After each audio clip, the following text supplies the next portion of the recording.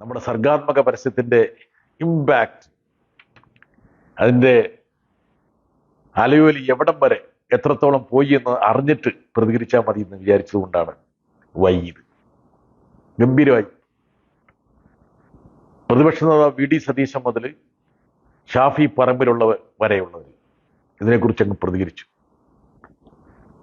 ചിലർ ഇന്നലെ രാവിലെ വിളിച്ചിരുന്നു. ഒന്നാം പേജ് കണ്ടപ്പോൾ ഞെട്ടിപ്പോയി എന്നുള്ളത് ശരിയാണ്.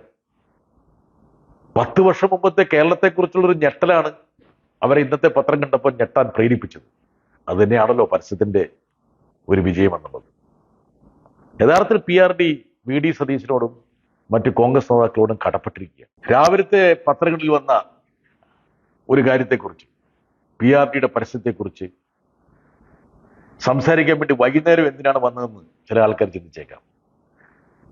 നമ്മുടെ സർഗാത്മക പരസ്യത്തിന്റെ ഇമ്പാക്ട്, അതിന്റെ അലയൊലി എവിടം വരെ എത്രത്തോളം പോയി എന്ന് അറിഞ്ഞിട്ട് പ്രതികരിച്ചാൽ മതി എന്ന് വിചാരിച്ചതുകൊണ്ടാണ് വൈകിയത്.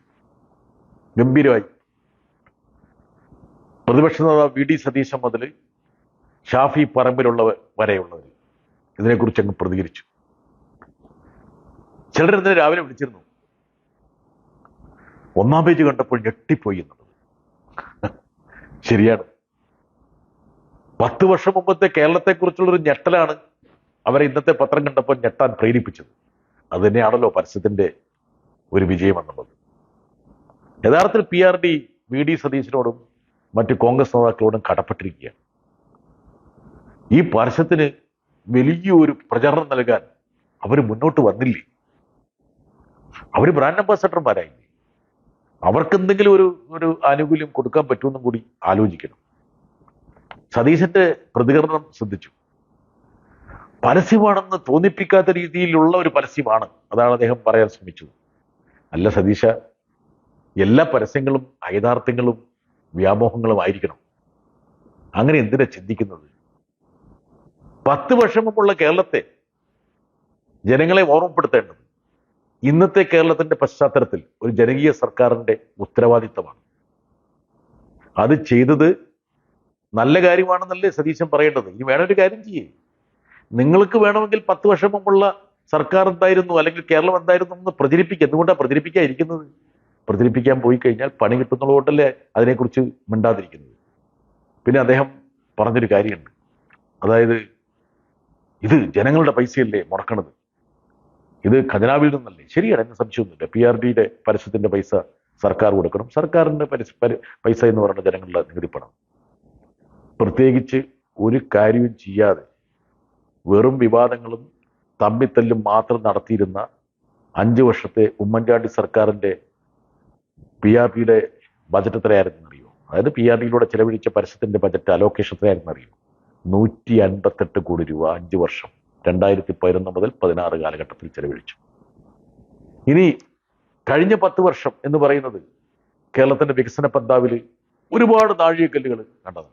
മാത്രമല്ല, കഴിഞ്ഞ 10 വർഷക്കാലത്തിനിടയ്ക്ക് പുതിയ മാധ്യമങ്ങൾ വന്നു, പല രൂപത്തിലും ഭാവത്തിലും ചാനലുകളുടെ വികാസം നമ്മൾ കണ്ടു. എന്നിട്ടും ഈ സർക്കാർ കഴിഞ്ഞ 10 വർഷക്കാലം മൊത്തം ചെലവഴിച്ച തുക എന്ന് പറയുന്നത് 291 കോടി രൂപ മാത്രമാണ്. എന്ന് പറഞ്ഞാൽ 10 വർഷം മുമ്പത്തെ റേറ്റ് തന്നെ മാറി, പരസ്യത്തിന്റെ റേറ്റ് തന്നെ മാറി. അതിൽ വലിയ വർധനവ് വന്നു. പുതിയ പുതിയ ചാനൽ പ്ലാറ്റ്ഫോംസ് വന്നു, പുതിയ പുതിയ മാധ്യമങ്ങൾ വന്നു, ഡിജിറ്റൽ മീഡിയ വന്നു, സോഷ്യൽ മീഡിയ വന്നു, എല്ലാം വന്നു. എന്നിട്ടും ഉമ്മൻചാണ്ടി സർക്കാരിന്റെ കാലത്ത് ചെലവഴിച്ച തുക PRD ചെലവഴിച്ചിട്ടില്ല. ഇത് ആധികാരിക രേഖ കേട്ടോ. ഇത് ഞാൻ ജോൺ ബ്രിട്ടാസ് വെറുതെ പറയുന്നതല്ല. എനിക്ക് വേറൊരു കാര്യം കൂടി ചോദിക്കാൻ. ഈ തെലങ്കാന സർക്കാർ, മുൻ രാജസ്ഥാനിലെ മുൻ കോൺഗ്രസ് ഗവൺമെന്റ് ഒക്കെ എന്തിനാണ് ഇവിടെ പരസ്യം നൽകുന്നത്? എത്രയോ പരസ്യം ഇവിടെ UPയിലെ യോഗി ഗവൺമെന്റ് പോലും ഇവിടെ നൽകുന്നുണ്ട്. ഇതൊക്കെ ഇവിടുത്തെ UPക്കാരും മറ്റേ രാജസ്ഥാനികളും അതുപോലെ തന്നെ തെലുങ്കന്മാരൊക്കെ ഇവിടുത്തെ രാവിലത്തെ പത്രം എടുത്ത് വായിച്ച് നോക്കുന്നുണ്ട്. എന്തിനു വേണ്ടിയിട്ടാണ്? വി ഡി സതീശൻ അതിന്റെ മറുപടിയും കൂടെ കൊടുക്കണം. അതായത് കേരളത്തിലെ ജനങ്ങളെ സ്വാധീനിക്കാൻ വേണ്ടി, കേരളത്തിലെ മാധ്യമങ്ങളെ വരുതിയിൽ നിർത്താൻ വേണ്ടി, അല്ലെ അവരെ പ്രീണിപ്പിക്കാൻ വേണ്ടിയുള്ള ഒരു പണമല്ലേ നിങ്ങൾ അതിലൂടെ നൽകുന്നത്? പോട്ടെ, അതൊക്കെ വിട്ടേക്ക്, അതിനെക്കുറിച്ച് ഞാൻ പറയുന്നില്ല. പക്ഷെ ഒരു കാര്യം സതീശനും കൂട്ടരും മനസ്സിലാക്കണം. നിങ്ങളുടെ നെഞ്ചിൻകൂടിലുണ്ടായിട്ടൊരു ആളലുണ്ടല്ലോ, ആ ആളലാണ് യഥാർത്ഥത്തിൽ ഈ പരസ്യത്തിന്റെ അകക്കാമ്പ് എന്ന് പറയുന്നത്. അതായത് മുൻകാലങ്ങളിലേക്ക് ജനങ്ങൾ ഒന്ന് എത്തി നോക്കുക പോലും ചെയ്യരുത്. എത്തി നോക്കിയാൽ പണി കിട്ടും. എന്തായിരിക്കും അതിന്റെ ഫലം എന്നുള്ളത് സതീശനും കൂട്ടർക്കും അറിയാം. അതിന്റെ ഒരു അന്താളിത്തം, അതിന്റെ ഒരു പരിഭ്രമമാണ് ഇന്നത്തെ പ്രതികരണം നിന്ന് നമുക്ക് മനസ്സിലാക്കാൻ കഴിയും. എന്തായാലും PR ഇതുപോലുള്ള സർഗാത്മകമായിട്ടുള്ള പരസ്യങ്ങൾ നൽകണം. അതല്ലാതെ ആരും ശ്രദ്ധിക്കാത്ത പരസ്യങ്ങൾ കൊടുത്തിട്ട് വെറുതെ പൈസ കളയരുത്. ഇമ്പാക്റ്റഡ് ആയിരിക്കണം, ഇമ്പാക്ട്ഫുൾ ആയിരിക്കണം പരസ്യം. അത് മാത്രമല്ല, ആ പരസ്യത്തിന്റെ അംബാസഡർമാരായിട്ട് മുഖ്യ പ്രതിപക്ഷത്തിന്റെ വക്താക്കളും കൂടി രംഗത്ത് വരണം. അപ്പോഴല്ലേ പരസ്യം പരസ്യമാകുന്നത്. Thank you.